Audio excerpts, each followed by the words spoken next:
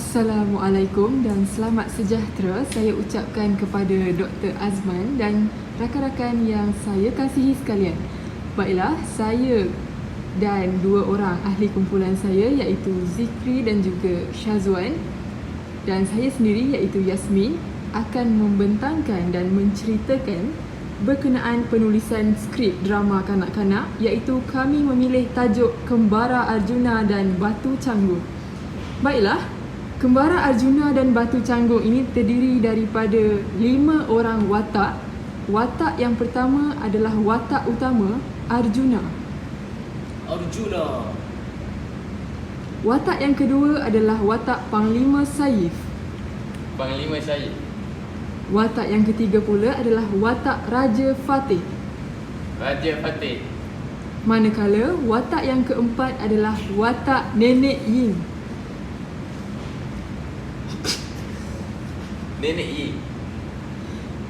Yang terakhir adalah watak Kumar.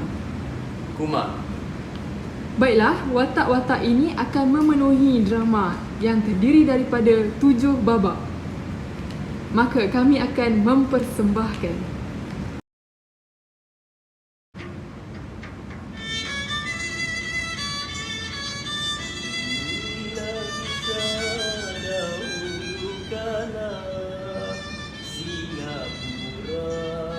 dilanggar toda nasib hang Nadin otak geliga menjadi mangsa hasad durjana. Begitulah suara Arjuna. Suaranya yang merdu sesuai dengan rupa parasnya yang begitu tampan. Semua penduduk tidak kira Melayu, Cina maupun India di kampung pelita itu kelihatan terpukau melihat Arjuna sedang mendendangkan syair Hang Nadin. Persembahan syair itu turut dihadiri oleh Raja Fateh dan pengikutnya. Raja Fateh juga mula tertarik dan memerhatikan Arjuna seperti dia mahukan sesuatu daripada pemuda itu. Memandangkan Arjuna terkenal dengan rupa paras dan susuk tubuhnya seperti seorang pahlawan membuatkan Raja Fateh semakin tekad untuk melaksanakan misi rahsia yang hanya boleh dilakukan oleh orang-orang tertentu sahaja. Kemudian, Raja Fateh berbisik di telinga Panglima sambil berkata, "Sepertinya pemuda ini cukup untuk memenuhi syarat yang beta inginkan untuk mencari Batu Canggung itu." Ampun tuanku, tetapi kita belum cukup mengenali dia. Kita tidak tahu sama ada dia mampu atau tidak melakukannya. Ini bukan sebarangan misi sebarangan tuanku. Beta tahu apa yang beta buat. Beta tidak kira. Esok beta mahu kamu bawa pemuda ini datang menghadap beta di istana. Baik tuanku, Patih menjunjung perintah tuanku. Esok Patih akan membawa pemuda itu menghadap tuanku di istana. Raja Fateh dan pengikutnya pulang semula ke istana setelah selesai menonton persembahan dendangan syair yang memukau di kampung pelita itu. Pada keesokan harinya, Panglima Saif datang bersama-sama pengikutnya untuk berjumpa dengan Arjuna. Panglima Saif seolah-olah tidak bersetuju untuk memilih Arjuna menjalankan misi rahsia itu. Namun, atas perintah Raja Fateh, Panglima Saif hanya akur. Panglima Saif berjumpa dengan Arjuna di pasar pagi di kampung pelita. Arjuna terkejut melihat sekumpulan panglima yang menaiki kuda datang menghampirinya. Assalamualaikum wahai pemuda. Siapakah namamu? Waalaikumsalam. Nama hamba Arjuna. Aku datang kemari membawa hajat yang besar oleh Raja Fateh. Baginda ingin aku menjemputmu ke istana. Tetapi mengapa? Hamba ada melakukan kesalahan ke? Kamu ini nampak sahaja kuat, tetapi rupanya pengecut. Tak ada angin, tak ada ribut. Tak akan aku datang ke sini untuk menghukum kamu. Sedangkan aku tidak tahu apa salahmu. Panglima Saif mula menyindir Arjuna sambil ketawa bersama-sama pengikutnya yang lain. Panglima Saif menggelengkan kepalanya sambil tersenyum kepada Arjuna. Kemudian dia turun daripada kudanya dan menghampiri Arjuna yang dalam kebingungan. Habis tu, kalau bukan sebab salah hamba, sebab apa tuan hamba datang kemari? Aku datang kemari ingin membawamu berjumpa Raja Fatih untuk melaksanakan satu hasrat baginda. Sudah, jangan buang masa. Mari aku ke istana sekarang. Panglima Saif terus menarik tangan Arjuna dan membawanya ke istana bersama-sama pengikutnya menunggang kuda. Babak 3. Pintu istana dibuka. Panglima Saif membawa Arjuna bertemu dengan Raja Fatih yang sedang bersemayam di istananya. Arjuna hanya menundukkan pandangannya dan akur akan segala arahan yang diberi oleh Panglima Saif. Ampun tuanku, Fatih sudah memenuhi hajat tuanku untuk membawa pemuda ini kemari. Terima kasih Panglima Saif. Wahai pemuda, siapakah namamu? Ampun tuanku, nama Fatih ialah Arjuna. Tujuan beta memanggil Arjuna kemari adalah untuk menawarkan tugas mencari batu canggung. Kamu perlu mengambilnya di sebuah gua yang terkenal terletak di kampung danau. Jika kamu berhasil mendapatkan batu itu, beta akan memenuhi apa sahaja permintaan kamu. Itu pun jika kamu berani menyahut cabaran ini. Baiklah, jika begitu, yang diperintahkan oleh tuanku, Fatih akan mencari batu itu. Arjuna dengan berani menyahut cabaran Raja Fatih. Dia yakin dan mampu untuk melakukannya. Pada hari pertama, Arjuna telah sampai di kampung danau. Kampung ini dihuni oleh penduduk yang terdiri daripada berbilang bangsa. Ada kaum Melayu, Cina dan India. Walaupun kampung danau ini kelihatan serba kekurangan, namun nilai kesepakatan antara satu sama lain sangat baik apabila mereka melakukan kerja di sawah padi. Kehadiran Arjuna di sini disambut baik oleh seorang lelaki berbangsa India yang bernama Kumar. Maaf bertanya, kamu orang baharu di sini ke? Sebab saya belum pernah lagi melihat kamu di sini. Nama saya Arjuna. Ya, saya orang baharu di sini. Saya ingin pergi ke Gua Canggung untuk mencari sesuatu. Gua Canggung jauh lagi. Hari pun sudah gelap. Marilah bermalam di rumah saya. Esok pagi kamu boleh pergi terus ke Gua Canggung.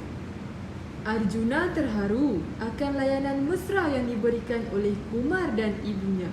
Walaupun hidup serba kekurangan, namun itu bukanlah menjadi penghalang untuk mereka terus berbuat baik dengan orang lain. Sampai di rumah Kumar, ibunya sedang berbual-bual bersama seorang nenek tua yang berbangsa Cina. Mereka kelihatan mesra sekali. Mari saya kenalkan. Ini Nenek Ying. Nenek Ying ni selalu datang melawat saya dengan ibu. Kami sudah seperti keluarga. Arjuna hanya tersenyum melihat telatah sebuah keluarga yang bahagia itu. Batu itu sangat ajaib kerana batu itu boleh menyembuhkan pelbagai penyakit dan luka seseorang. Beta amat memerlukan batu itu untuk menyembuhkan penyakit. Arjuna teringat kembali pesanan Raja Fatih mengenai batu canggung itu. Selepas menunaikan solat subuh di rumah Kumar, seawal jam 6 pagi lagi, Arjuna sudah mula bergerak menuju ke Gua Canggung.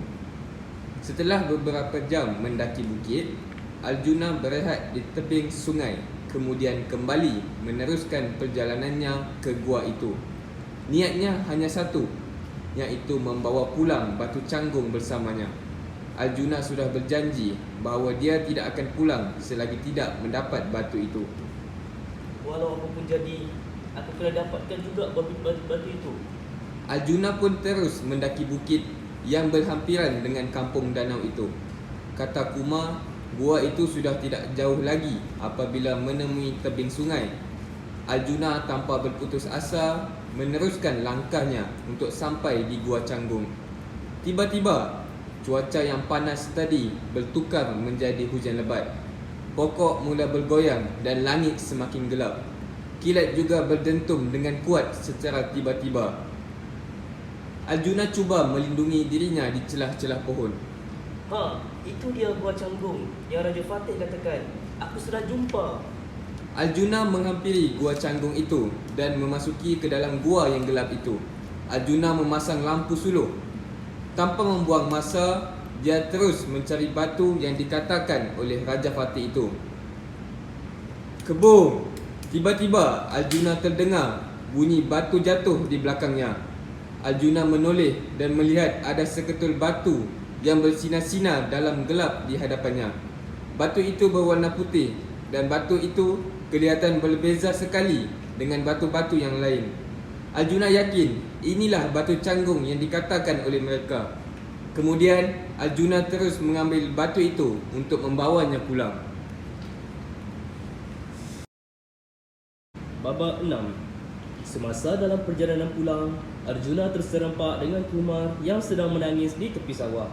Arjuna terus menghampiri Kumar yang dari tadi asyik menangis sehingga tidak sedar akan kedatangan Arjuna dari belakang.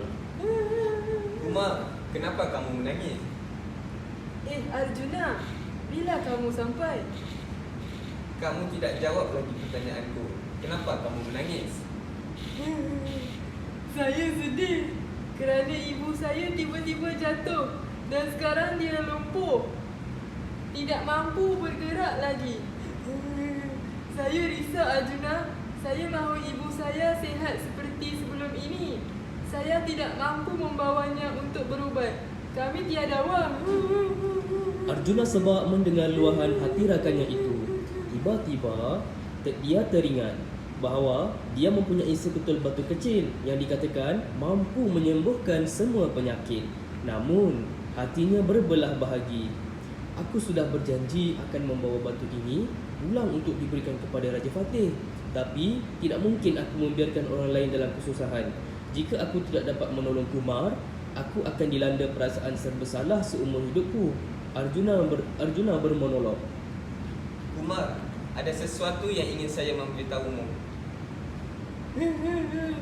Beritahu apa tu Arjuna?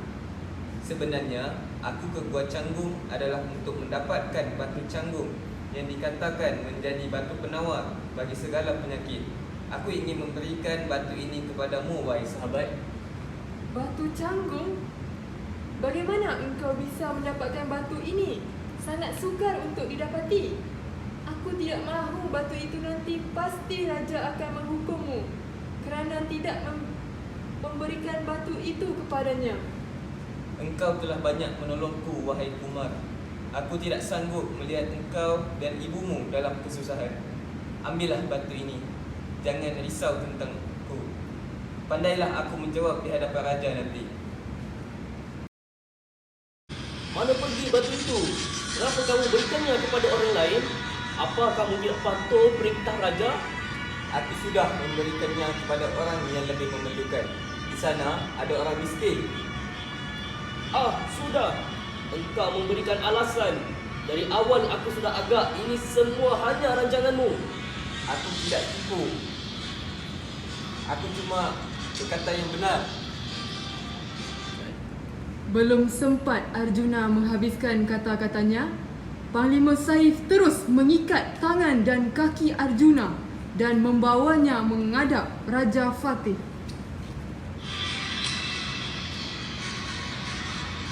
Ampun tuanku, pemuda ini telah memungkiri janjinya. Batu itu dia beri kepada orang lain. Kita harus memberi hukuman terhadap Arjuna ini. Kamu sudah berjanji sama beta untuk membawa pulang batu itu. Sekarang, mana perginya batu itu? Aku bersumpah, aku telah memberikan kepada orang yang lebih memerlukan. Jika aku tidak menolongnya, ibunya mungkin akan mati kesakitan. Ampun tuanku, jangan percaya kata-katanya. Pemuda ini hanya perlu dihukum. Tiba-tiba ada seorang nenek tua datang menghampiri mereka. Nanti dulu.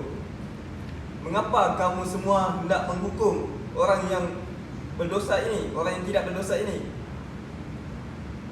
Aku menjadi saksi. Dia menolong orang itu untuk menyembuhkan ibunya yang hampir mati. Semua terkejut melihat seorang nenek tua berbangsa Cina yang muncul secara tiba-tiba.